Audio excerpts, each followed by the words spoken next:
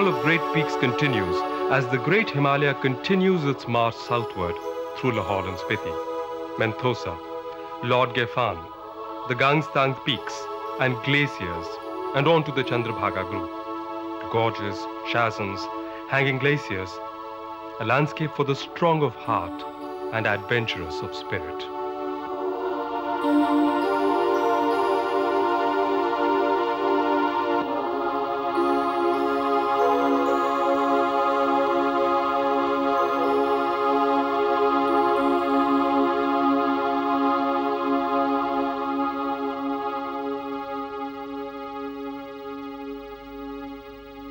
This is Lahaul, a land that time forgot.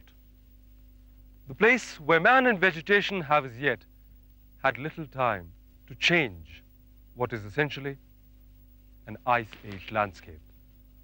If the Ladakh landscape is awe-inspiring, Lahaul is overwhelming. Low rainfall and a minimum altitude of 11,000 feet combine in a landscape mostly devoid of vegetation and having one of the harshest climates in the world. Lahaul and Spiti have the largest deposits of ice next to Karakoram in the Indian Himalayas, and the landscape indeed is constantly changing under the influence of ice and the omnipresent winds. These regions are a three-dimensional lesson in geology, with its exposed rock and millennia-old ice, documenting the days when the Himalayas were young. In Lahaul, especially between the two rivers, Chandra and Bhaga, lies the great bastion of Chandrabhaga group of peaks, a convoluted mass of solid ice and rock, a fortress encircling some of the most formidable landscapes that can be seen on Earth.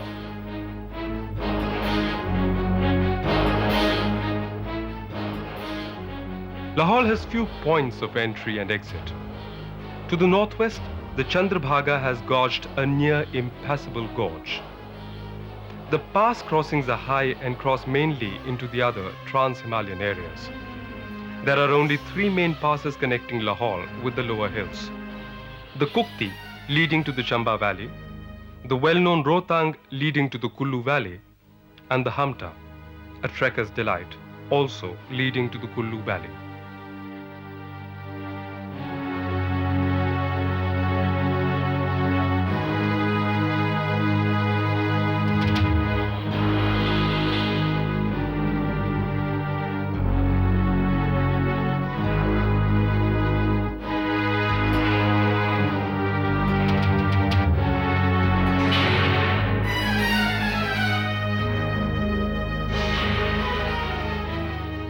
Behind me lies the greater or the Barashigri Glacier, a solid river of ice 28 kilometers long and a kilometer wide. To the northwest of this lies the unique 8-kilometer long Baralacha Pass, which literally means where all roads meet. Baralacha is one of those famous passes from Himalayan history, where paths from Zanskar, Lahaul Spiti and Ladakh meet, and over the centuries, travelers have crossed it in all directions. The two rivers of Lahaul, the Chandra and the Bhaga, also arise on snowfields on the opposite sides of this pass. The Chandra then takes a circuitous route through Lahaul, collecting waters from Samudra Tapu and the Shigri Glacier, ultimately meeting up with Bhaga at Dandi, forming the Chandrabhaga.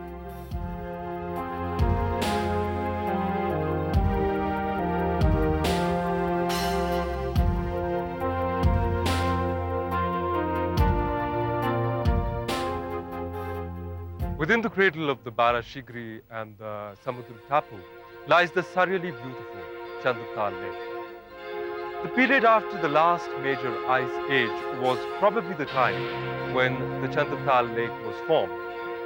When the glaciers receded, leaving behind considerable dead ice masses trapped in ice-polished rocky landscape composed entirely of one of the oldest core materials of the Himalayas, crystalline rock about 2,000 million years old.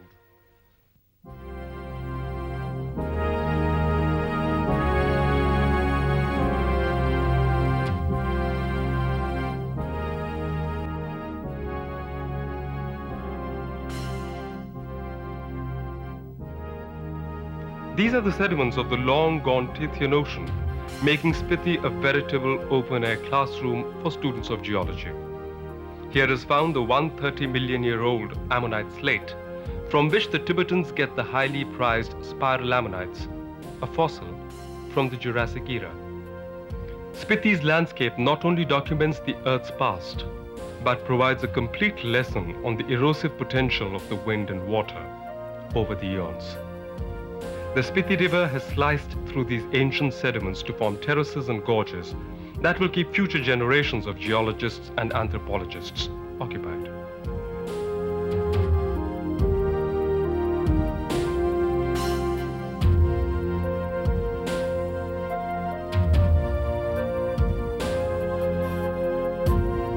If the landscape of Lahaul does not satisfy your spirit of adventure, there is always Spiti, higher in general elevation than Lahaul, and if possible, having an even more difficult and rugged terrain.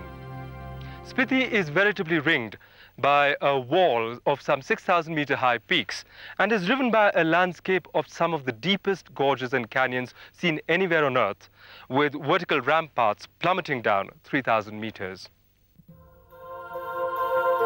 From Lahaul, the main access to Spiti is through the 15,500 feet Kunzum Pass. Climatically also, Spiti provides little respite, with winter temperatures as low as -30 and relentlessly cold winds all the year round. Being in a rain shadow zone, Spiti is arid, except for the limited area in the valley floor. Buddhism came to Spiti sometime in the 8th century, and as in other trans-Himalayan areas, played a very important role in the evolution of Spitian society. We'll take a closer look at the people of Spiti in today's People Watch.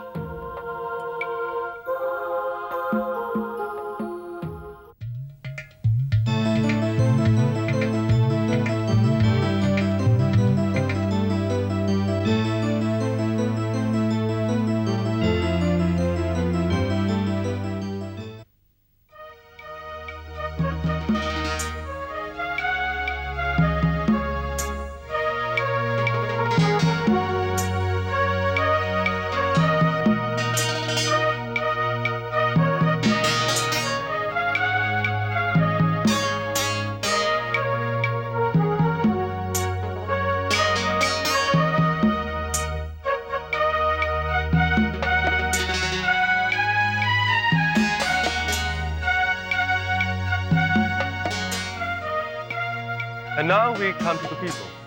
Lahaul and Spiti have probably the least population density anywhere in India. And the population and habitation is concentrated on a few points across the main river valleys. As is common in areas which are geophysical borders, there is a wide intermingling of people. And Lahaul, too, is a melting pot of people from both Mongoloid and Aryan races and their cultures.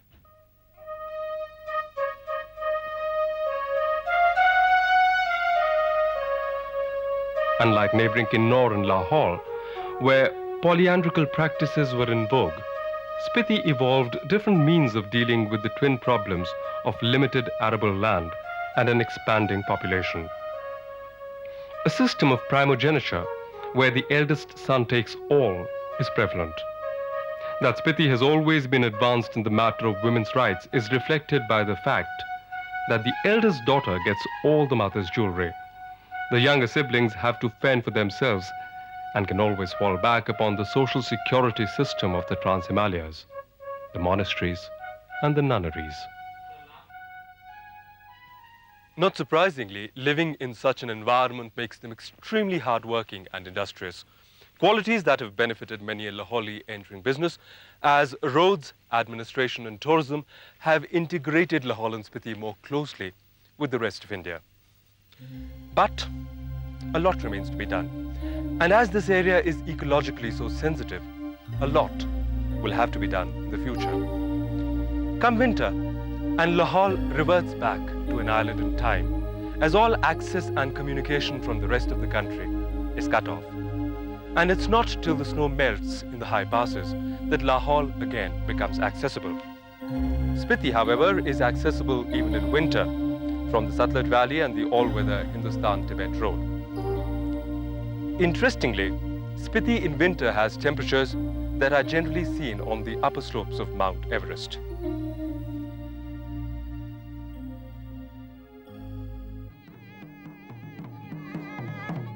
The wild and isolated nature of these mountains, the severe nature of the winter months, all combined to lead the people to devise their own methods of amusement. Besides singing, dancing and drinking, popular in any culture, sports like archery acquired a high level of refinement.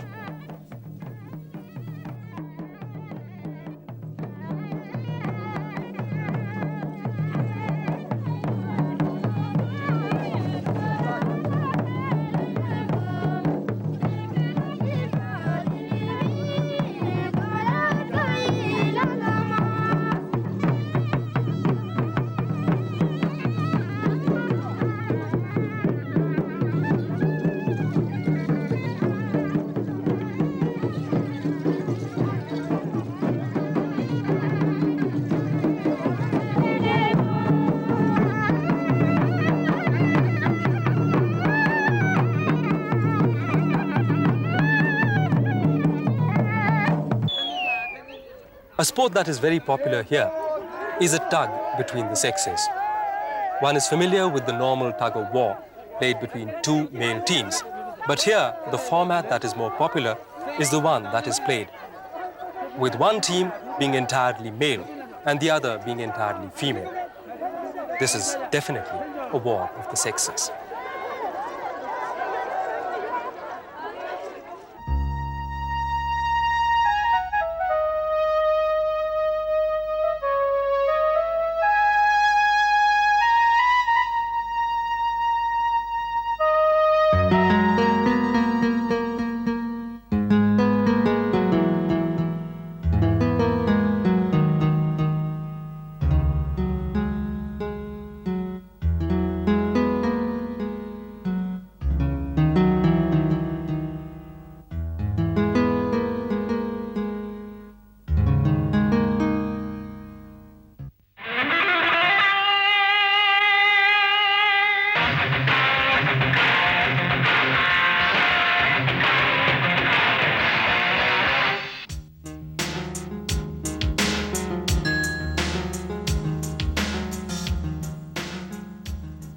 Like all environments that are hostile to man, the incredible panoramas of Lahaul and Spiti, despite their ruggedness and scale, enclose a delicate ecosystem.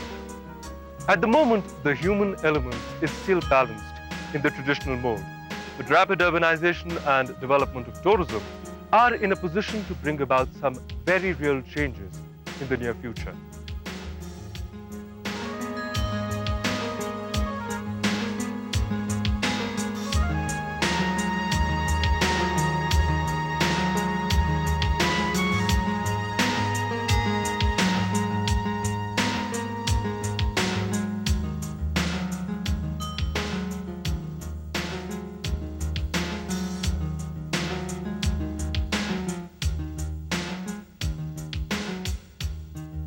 Tourism in the form of adventure tourists, hikers, trekkers and mountaineers has been around in Lahaul for some time. And in the summer seasons, the conditions of some of the more used trekking trails become absolutely deplorable. The rugged nature of the terrain offers few campsites with the requisite water, and these very spots become high-altitude garbage dumps. Of course, a lot of these people are environmentally aware and do take measures to prevent pollution. The efforts, however, are limited due to the physical constraints and are thus generally cosmetic. This is not to undervalue their efforts, for a clean campsite makes a big difference to the others who come on after you. Inspired by the tourism boom in adjoining Kulu Valley, tourism has become a high priority here. Lahaul now lies on the principal land transit route to Leh from Manali. Lahaul is reaping the benefit of more tourists and a vastly improved road network. Some of the priorities are totally misplaced though, resulting in projects like the motor road to the fabulous Chandratal Lake. Conceived, or rather misconceived totally as a tourism project, as it serves no habitation on its 22-kilometer long stretch. It threatens the delicate ecology and environs of the lake, and all for the highly dubious purpose of allowing the awed city slicker to come and visit. Spiti, due to its strategic location, was for long closed to tourists, except the awed intrepid traveler with an inner line permit. And it is only recently that it was open to tourists, both Indian and foreign. Spiti thus offers a chance for a more rationally oriented tourism policy, rather than the usual ones of killing the goose that lays the golden eggs, that are laying waste large areas of the Himalayas.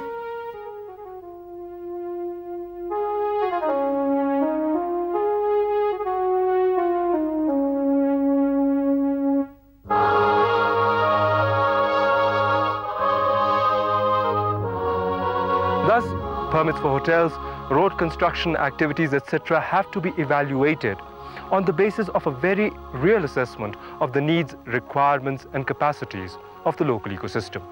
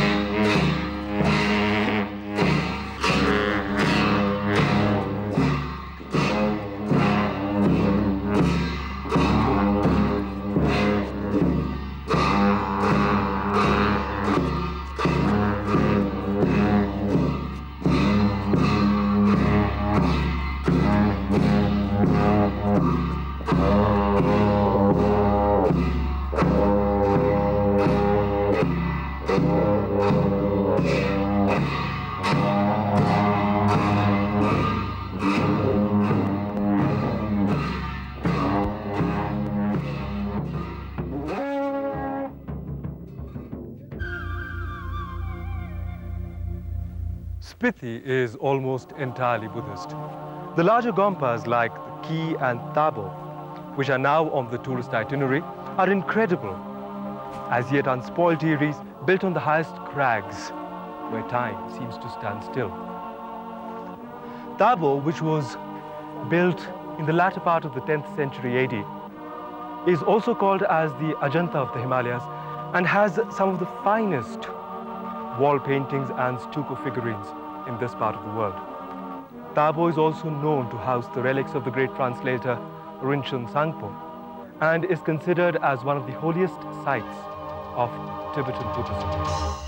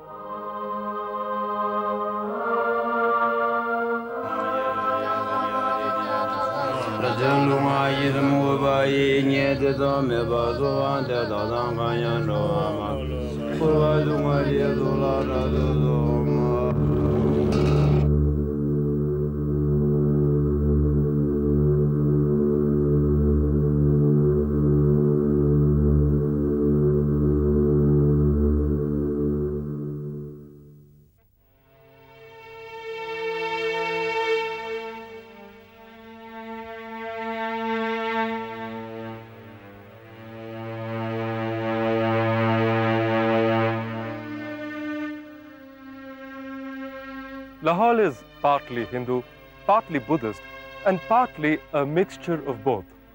And nowhere is this better symbolized than at the temple of Trilokinath near Tandi, where the statue that is worshipped as Lord Shiva by the Hindu populace is venerated as Buddha Avalokiteshwar by the local Buddhists as well as pilgrims from Spiti and Ladakh.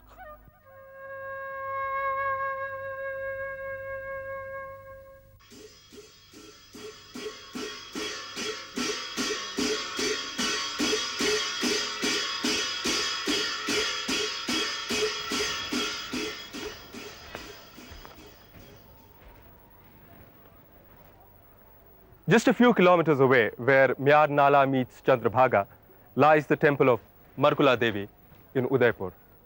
This wooden structure, built by the Chamba kings in the 6th century AD, is ascribed to the Michelangelo of the Himalayas, Gugga. This is one of the oldest wooden structures in the world. The interiors are liberally embellished with exquisite wooden carvings that eclectically take scenes from the Ramayana, the Mahabharata, all interspersed with scenes from the Buddhist cosmology. Lord Buddha engages in battle Mara the tempter, side by side with Lord Ram, who engages Ravan in battle.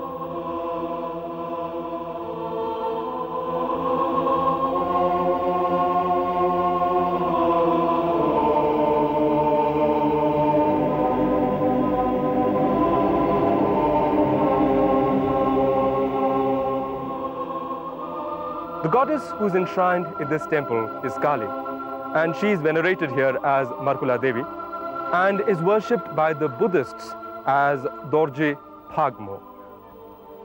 This philosophy of live and let live is generally a part and parcel of remote human habitation and outposts, where the odds imposed by a relentless Mother Nature can only be overcome by cooperation between fellow human beings. In terms of human relations, Lahaul and Spiti have a lot to teach the rest of India.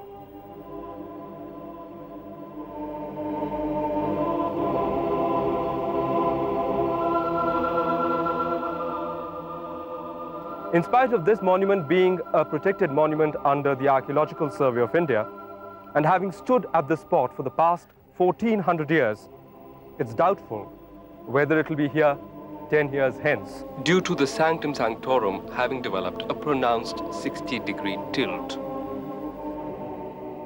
Spiti has always been a mountaineer's delight.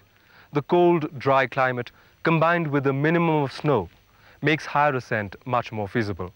In fact, the world altitude record was held for nearly 20 years in the late 19th century by an unknown Indian surveyor who climbed the 23,000 feet high Shilla Peak to plant a signal pole. The heroism of this feat can only be appreciated when one thinks that he did it alone, without any expedition, mountaineering gear, ropes and the like, and yet he made it where no European was to go for another 20 years.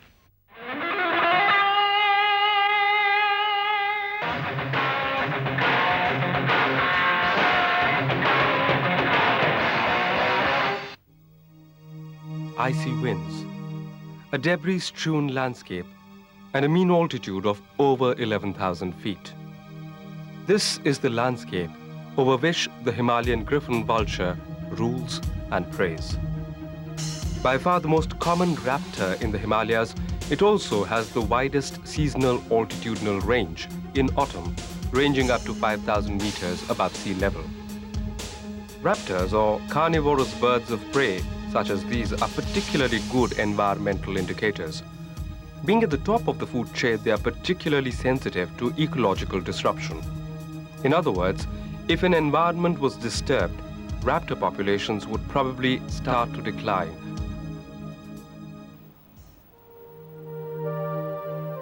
Lahaul Spiti is not for the faint-hearted. If your idea of a mountain holiday is a shikara ride or a stroll on the Mall, then definitely give Lahaul Spiti a miss. But if you are more adventurously inclined and don't mind a bit of physical discomfort, then do not miss out on this chance of going back in geological time, when the Earth was both wilder and a more starkly beautiful place.